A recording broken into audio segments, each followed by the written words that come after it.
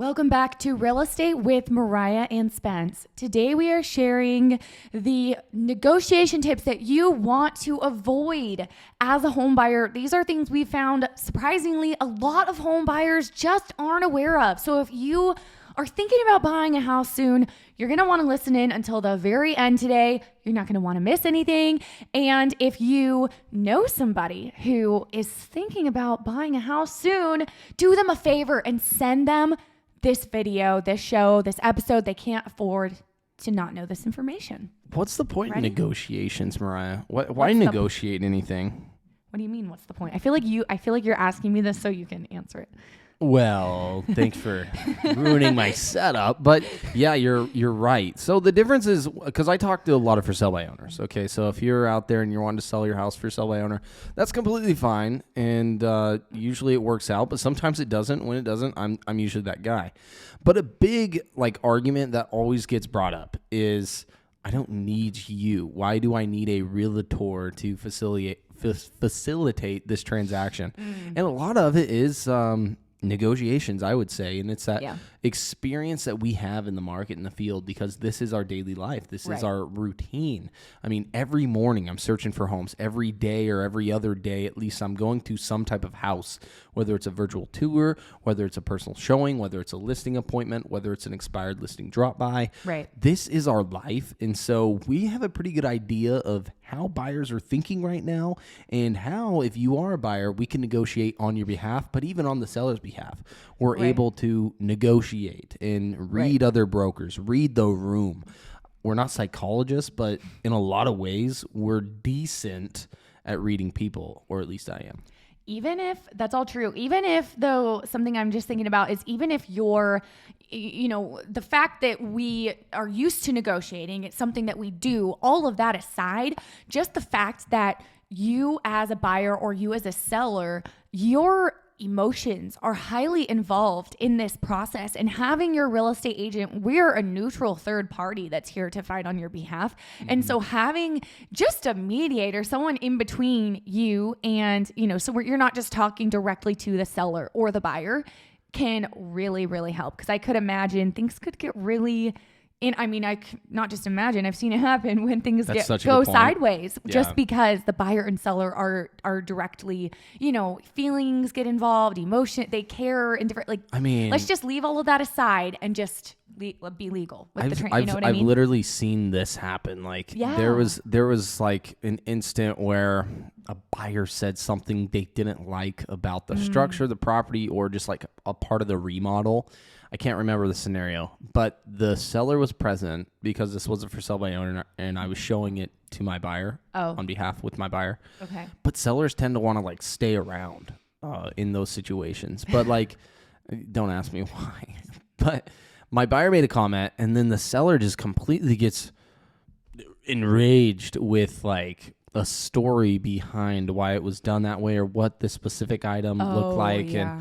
And there's such of an emotional attachment. You're absolutely right. Yeah. It's hard to separate emotions and a real estate transaction a lot of times, because we're getting to the point of the closest anybody's ever been to you. And what I mean by that is, we spend a lot of time in our homes, and these are privacy areas that we just don't let anybody in our door. And when we have showings happening, you're getting these walkthroughs, and everybody's going through a drawer or your kitchen cabinets and opening your fridge sometimes. And it's true. It's as personal as it can be. And when emotions are involved, on top of money, like $400, $500, $600, $800,000 transactions, hold on, because it could get sloppy, right? And that's one of our main reasonings to have representation. Definitely. I feel like we could literally do a whole show on this, because I have a lot of stories, and I'm sure you do too, where in different ways things have gone sideways because the buyer and seller tried to communicate directly to one another. So you definitely want that neutral third party. But the first mistake that I think you need to be aware of as a home buyer, don't make this mistake, and that is discussing your offer, how much you're thinking about offering, how much what your bottom line is, or even just simply stating while you're in the house, I love this house so much. I will do anything You're to saying, get like, it. while You know what I you're mean? at the showing? Yes, at the house. And the reason is because, surprisingly, I know this because I'm a realtor. You would be surprised how many houses have cameras nowadays and how many sellers are watching you on their phone while you're in the house, like doing the showing. So if you're a buyer, even if you can't see the cameras, you can just assume that the seller is literally on their phone, either can see you or is listening. And so you need to be really careful. I've literally had sellers get offended because the buyers have said something about the house that they didn't like. I'm like, that's your fault for listening when you have no business, but people are going to do it. So you need to be aware of that. When it could really hurt your negotiating. You got to be aware of that. You got to just pretend there's cameras, even if you can't see them. Okay, we can just assume option. That. Pretend there's cameras, even when there's not, because odds are there most likely is. Everybody seems to have a Ring doorbell now. Oopsies. I mean, my neighbor's got 5 cameras surrounding his house. One's looking at me right now, by the way. And I mean, you never know who's listening. Okay, and especially when we're talking price. And items and things and how much you like the home. Yeah. I mean, that's our job as the realtor when we submit an offer and work through the transaction. Yeah. It's like, it's not that we don't want the house, because obviously we're writing an offer. We want to buy the house. But like, we also have to have some negotiation, like leverage, I guess is the right word. So let's just wait to talk about it until you're out of earshot from the house, not outside by the Ring doorbell. Wait, or maybe go home, discuss it with your spouse, and then call your realtor on the phone. I don't know. So that's the first one. And then another thing is, be aware of how many days on market the home has been. Things are a little more in your favor if the seller has had a lot of days on market. What do you think about that, Spencer? Such a good realization right now that's happening all around us is how many days on market are these homes sitting? Because there's potential listings that we have currently, and I'm looking at the surrounding area and what the average day on market is, and it's a lot higher than what we're used to. And so there's an expectation for us brokers to be putting in our sellers' ears, but also if you're a buyer, look at the days on market, because we're really getting good deals going on, especially if like you're a cash buyer, or you're coming in with a lot of money down, maybe out of state. We're getting really good negotiation tactics, especially with the ones with higher days on market. That has been a big eye opener. I was just listening to a podcast yesterday. It was shout out Bigger Pockets, but they had a broker from Oklahoma. And she was talking on their show, and she was like, look at days on markets. This is getting ridiculous. For instance, there was a $290,000 home listed. They sent an offer in at $210,000. They put lipstick on the pig. They sold it for $315,000 2.5 months after they purchased. So they did a quick reflip, made like 50, 60 grand. And that's as easy as it was. I mean, literally, it was looking at days on market. So that's cool. It's something to keep your eye out on, definitely. For sure. And that's partly our job too. Definitely. Okay. This is another thing. Texting the offer. Don't try to send anything in writing. So here's the thing. If it's not in writing, it doesn't exist. Something I see often in real estate, something I see often is, especially from maybe like older, like elderly clients who maybe this is how it was done back in the day, but this is not a thing anymore. They will ask you to just ask the seller. Let's just say we're a buyer, for example. They will ask you to just ask the seller if they would take this amount.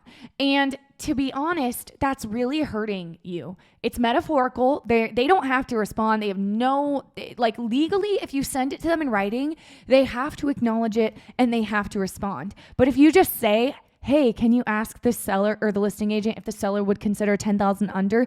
Well, first of all, legally, they're not supposed to give me that information, but the listing agent doesn't even have to, like, it's not in writing. Yeah. So you don't even know if the listing agent is going to ask them. So we need to get it in writing. Even if it's just like something that you're, not sure about, you're like, let's just throw it out there. We got to have it in writing still. Got to be in writing, or don't expect anything to come out of it. I mean, we don't want to disrespect or insult anybody that's, wanting to throw something out there. But at the same time, you made a super good point. The listing agent has to legally present that offer, no matter how bad it is or how good it is. Yeah. So they have a fiduciary duty on behalf of their client to present an offer. But one thing I have come to learn, and I learned this very early actually, because I had sellers that said, you know what, we will not accept an offer below this number. Well, look at what happens. We get an offer at their number or a little bit below it. They ended up working with the deal. They ended up going below their bottom line because it was in writing. It wasn't that the home's been sitting or anything. That's what I was trying to say. They just literally just received something in writing, and that for whatever reason, it's like having a debit card versus cash. You see the amount of cash in your hand versus a little thin piece of plastic. Like there's something visual about receiving paper that just changes your world if you're a seller. So buyers, I do encourage you, and I'm not the one to say I'm not writing that offer. Of course, I'm going to give you my true and honest opinion, but that's our jobs, is to negotiate for you. And part of that is putting everything in writing, because if it's not in writing, I mean, all of it is literally metaphorical and nobody's held accountable for anything. 100%. And if we're talking like psychologically speaking, with the seller's mind, what can happen is they go from thinking, oh, you're asking me if I'll take 10,000 under. No, I wouldn't consider that. I want the full price.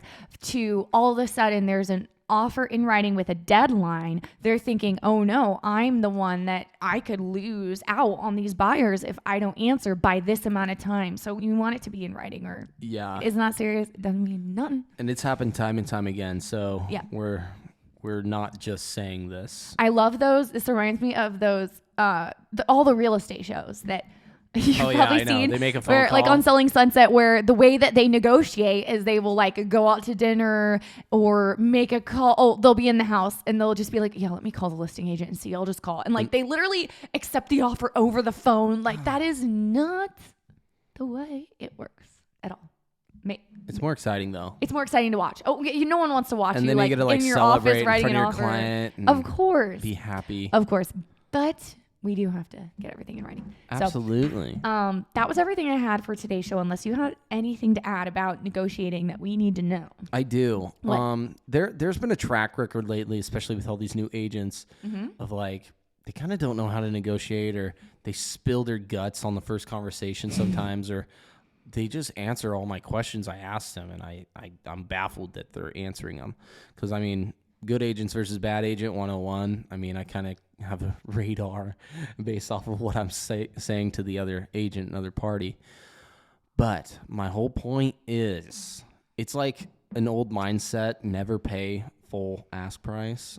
I'm with you, especially if days on market or through the first week.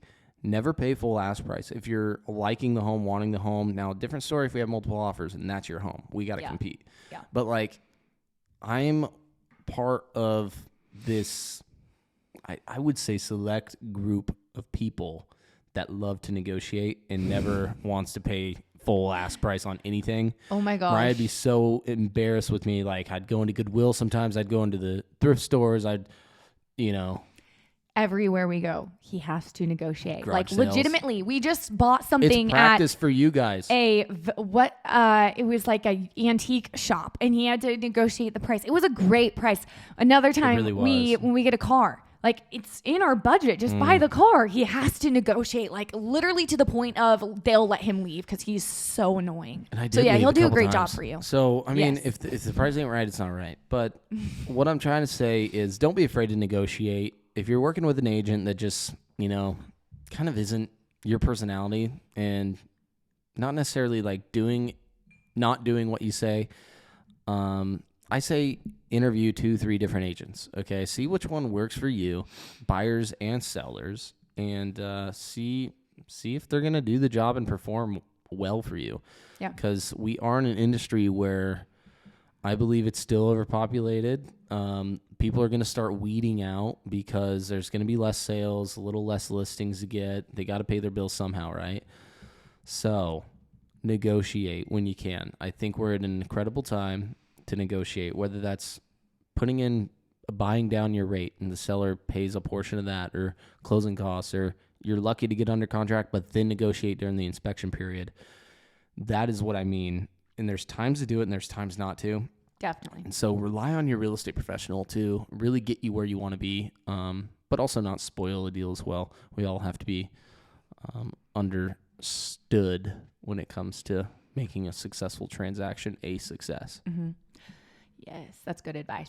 So we actually have, this brings to my mind before we end, we did a video on how to lowball like a pro, how to send a lowball offer with the best chance of it getting accepted. So if that's something you're interested in, head over to our channel. You can find that video. We actually have a whole playlist dedicated just to home buyers, specifically first time buyers, but really anyone that could be helpful for. So head over to our channel.